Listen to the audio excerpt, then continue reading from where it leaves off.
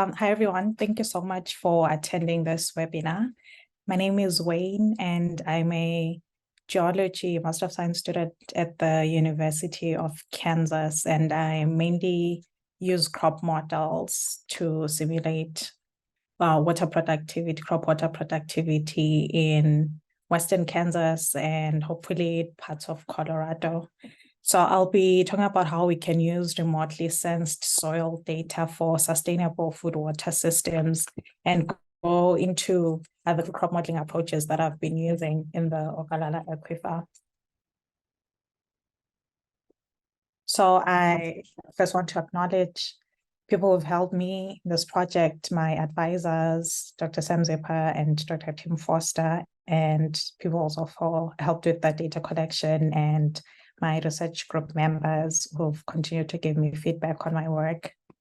So we will briefly talk about how food and water systems are connected, and on a global scale, then really zone in on the Ogallala Aquifer and talk about how we can use crop models to increase crop productivity in this region. And I'll share some of my results from my work. So the global population is expected to increase by 2 billion in the next 30 years. And as the population increases, global food demand also increases. So by 2050, global food demand is expected to have increased by 50 to 60%. And as we know, food production relies heavily on water availability. So as global food demand increases, our water demand for agricultural purposes is also projected to increase. And by 2050, the projection is supposed to be up by around 50%.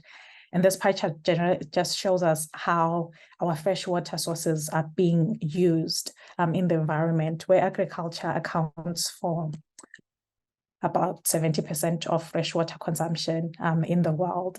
So one of the main problems that we have been facing is that as the global population increases and the climate continues to change, there's an imbalance between water demand and water availability.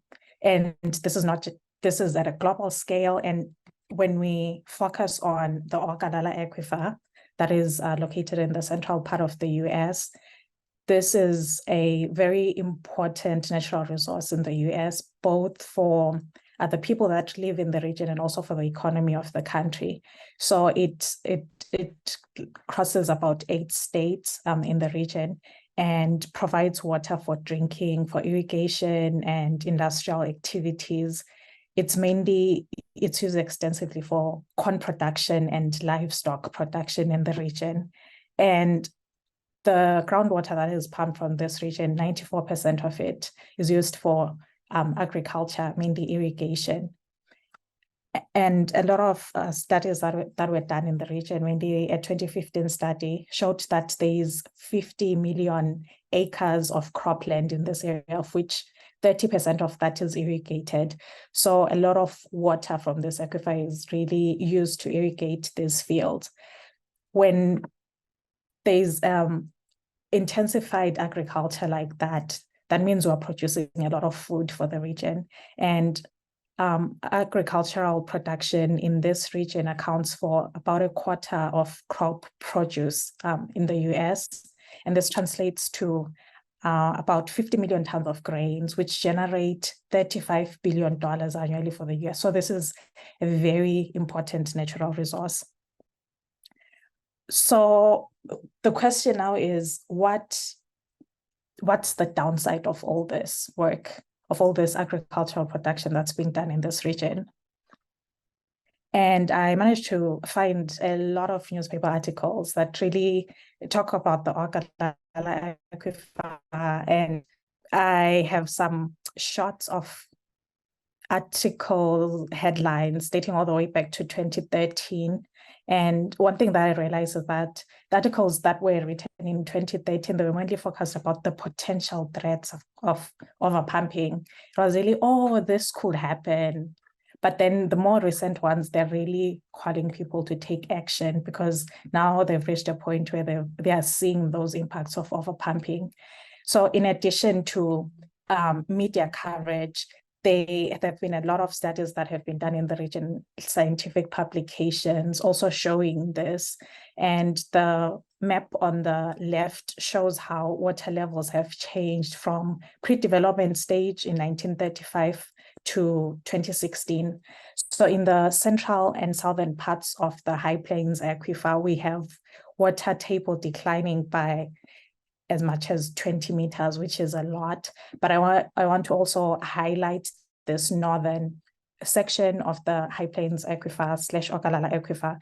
If we look at the southern part of the northern section, which really covers part of northwest Kansas and Colorado, we see that the water table is also decreased significantly in that region. And that's the area that I'll be focusing on for the rest of this study. So a challenge that we face in water resource management is there's usually an imbalance between the rate at which aquifers are being pumped and the recharge rates. So precipitation is generally low in this region. So recharge is much, much slower. And in addition to scientific research, there are a lot of organizations that are also interested in conserving water in the Ogallala region. And I came across the Ogallala Water Organization, and they have had some summits where people with different backgrounds come together and talk about how they can save the aquifer. And this was like a very interesting and detailed infographic on their website. And I just wanted to highlight some things that stood out to me. They really wanted to focus on committing to conservation. And this is mainly done through development of community-based groundwater conservation practices in the region. In the Ogallala region, conservation practices really vary by state. So for example, in Colorado, they have an incentive-based approach where irrigators pay a fee for overpumping. But if we look at Western Kansas, they have developed these groundwater management districts that also aimed at lowering the pumping rates. But instead of charging people an overpumping fee, irrigators in that region are given a water allocation, a 5-year water allocation. So they have to use that water and not overpump. Some other things that stood out from this infographic was how they were pushing towards embracing technology and harnessing the power of data to address water conservation in this region. So for my project, I tried to combine those two. How can we use technology such as crop models and use the available data that we have to address issues in agriculture and water resource management? And the end goal is to really assess how effective these conservation practices, the self-governance practices are in this region. So for the crop modeling approaches, my main objective is simulating irrigation requirements and crop yield in the region. And I use the aquacrop model for that. And the aquacrop model is really driven using input data such as soil and meteorological data. And the user or the farmer can specify the crop type that they have. They can specify the planting date and the field management, which is how much water are they irrigating, when are they irrigating. And I also wanted to highlight where I got this data. So for soil data, I'm using the Polaris data set, which includes soil properties at depths ranging from 0 to 200 centimeters. And then for the meteorological data, I am using GridMet data.